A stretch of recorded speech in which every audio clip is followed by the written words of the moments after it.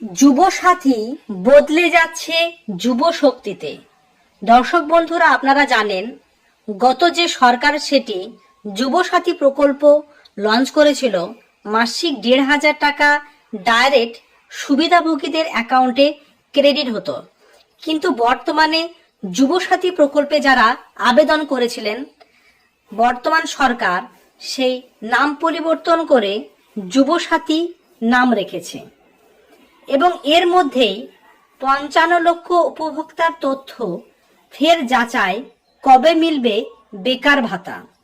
আপনারা সকলেই জানেন অন্নপূর্ণা ভান্ডারের ব্যাপারে অনেক রকম আপডেট এসেছে এবং আমার এই চ্যানেলে আপনাদের সেই ইনফরমেশনগুলো ডাইরেক্ট সরাসরি আমাদের রাজ্যের যে নতুন মন্ত্রী এছাড়াও মুখ্যমন্ত্রী আছেন, তিনি ঘোষণা করেছেন যে ১ তারিখ থেকে অন্নপূর্ণা ভান্ডারে টাকা ঢুকবে। কিন্তু যুব সাথী প্রকল্প নিয়ে তাদের প্রতিশ্রুতি মতো ৩,০০০ টাকা যারা বেকার যুবক আছেন তাদের অ্যাকাউন্টে ক্রেডিট হবে। এই নিয়ে যে তথ্য আজকে এই ভিডিওটিতে আপনাদের আলোচনা করতে যাচ্ছি, জুন মাসের ১ তারিখে কি আপনাদের অ্যাকাউন্টে ৩,০০০ টাকা ঢুকবে বা আপনাদের আবার কি আবেদন করার প্রয়োজন হবে, তাছাড়াও কোন কাগজ বা কি কি কাগজ কোথায় জমা করতে হবে, আজকে ভিডিওটিতে ডিটেলসে আলোচনা করতে যাচ্ছি বা কাদের কাদের নামই বাদ যেতে চলেছে। তো দর্শক বন্ধুরা, একটা নিউজ পোর্টালে এটা পাবলিশ হওয়ার সঙ্গে সঙ্গে আপনাদের সেই তথ্যটা দিতে যাচ্ছি। আপনারা অনেকেই কমেন্টে জিজ্ঞেস করতে চেয়েছিলেন যে অন্নপূর্ণার ভান্ডারের ব্যাপার আপনারা রোজই আপডেট পাচ্ছেন কোনো মারফত, কিন্তু যুব সাথীটা যেটা যুব শক্তিতে পরিবর্তন হয়েছে তা নিয়ে কোনো আপডেট পাচ্ছে না। সো লাস্ট পর্যন্ত থাকবেন, সে আপডেটটি আপনারা পেতে চলেছেন। যুব সাথী বদলে যাচ্ছে যুব শক্তি, ৫৫ লক্ষ উপভোক্তার তথ্য ফের যাচাই, কবে মিলবে বেকার ভাতা। অর্থাৎ বুঝতে পারছেন আপনাদের তথ্য আবার যাচাইকরণ হবে এবং কারা পাবে কারা পাবেন না এই ভিডিওটিতে সেটা আমরা জেনে নেব। রাজ্যে সরকার পরিবর্তনের পর এবার বড় আপডেট বেকার ভাতা প্রকল্প নিয়ে। প্রশাসনিক সূত্রের খবর, পূর্বতন সরকারে চালু করা যুব সাথী প্রকল্পের নাম পরিবর্তন করে নতুন সরকার যেটা পরিবর্তন করে যুব শক্তি নাম আনতে পারে। শুধু নাম পরিবর্তন নয়, প্রকল্পে প্রায় ৫৫ লক্ষ আবেদনকারীর উপভোক্তার তথ্য পুনরায় যাচাই করার সিদ্ধান্ত নেওয়া হয়েছে। বুঝতে পারছেন আপনাদের তথ্যগুলো যাচাইকরণ হচ্ছে, সেজন্য সরকার থেকে কোনো এখনো পর্যন্ত যুব শক্তির যে টাকার বাড়ার কথা বা কবে ঢুকবে এরকম কোনো আপডেট দেয়নি, কিন্তু খুব শীঘ্রই সে আপডেটটি আপনারা পেতে চলেছেন।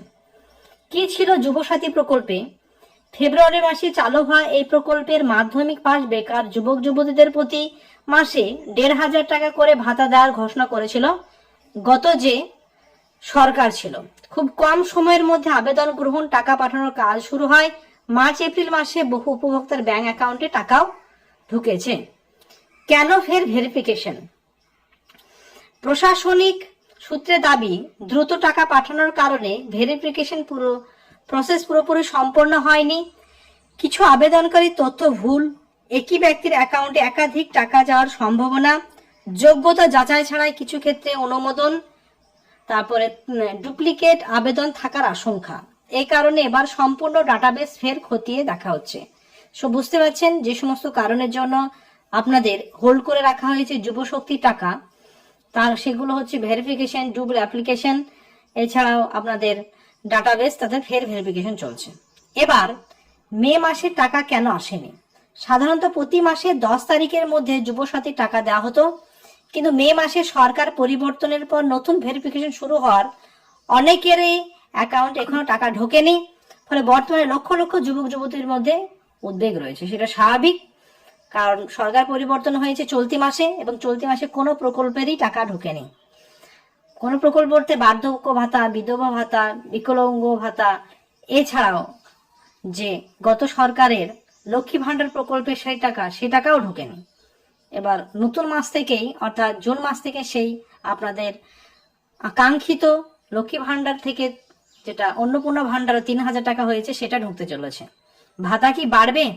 নতুন সরকার আগে থেকে জানিয়ে দিয়েছে প্রকল্প বন্ধ করা হবে না এবং বরং 1500 থেকে বাড়িয়ে 3000 করার পরিকল্পনা রয়েছে। এবং সে প্রেস কনফারেন্স আপনাদের ভিডিও অলরেডি আপলোড দিয়েছিলাম যে গত যে সমস্ত প্রকল্পগুলো চলছে সেটাও বন্ধ হবে না, কিন্তু স্পেসিফিক্যালি 2-3টা প্রকল্প বন্ধ হয়েছে, যেটা মুয়াজ্জেম ভাতা, পুরোহিত ভাতা, এটা। তবে নতুন নিয়ম বা ভেরিফিকেশন শেষ না হওয়া পর্যন্ত টাকা চালু হওয়ার বিষয়ে এখনো চূড়ান্ত ঘোষণা হয়নি। এখন কি হতে পারে? যুবসাথীর নাম বদলে যুবশক্তি হতে চলেছে, নতুন পোর্টালে ফ্রেশ ভেরিফিকেশন শুরু হতে পারে, পুরনো আবেদনকারী ডকুমেন্টস আবার চাওয়া যেতে পারে, ডিবিটি বা আধার ভেরিফিকেশন আরো কড়াকড়ি হতে পারে। সব বুঝতে পারছেন, সরকার আপনাদের তথ্য যাচাইকরণ করছে। ভেরিফিকেশন নামে কি সরকার শর্ত দিয়েছে, ভেরিফিকেশন নামে টাকা বন্ধ রাখা ঠিক আছে নাকি স্বচ্ছতা রয়েছে, এই যে ব্যাপার আপনারা আপনাদের মতামতটি অবশ্যই জানাবেন।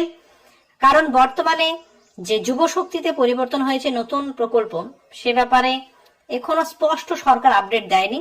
সে ব্যাপারে যদি আপডেট আসে এই চ্যানেলে আপনারা পেয়ে যাবেন। এই জন্য আপনাদের চ্যানেলের সঙ্গে যুক্ত থাকতে হবে, রেগুলার যে সমস্ত আপডেট ভিডিওগুলো সেগুলো দেখতে হবে। এর জন্য নিচের দিকে লাল রঙের সাবস্ক্রাইব বাটনটি আছে, সেখানে টাচ করে সাবস্ক্রাইব করে লাইক করে দেবেন। পরিচিত আত্মীয় স্বজনকে হোয়াটসঅ্যাপে ফেসবুকে শেয়ার করে তাদেরও দেখার সুযোগ করে দেবেন।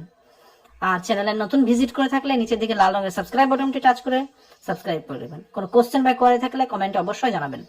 Thank you very much, see you next video.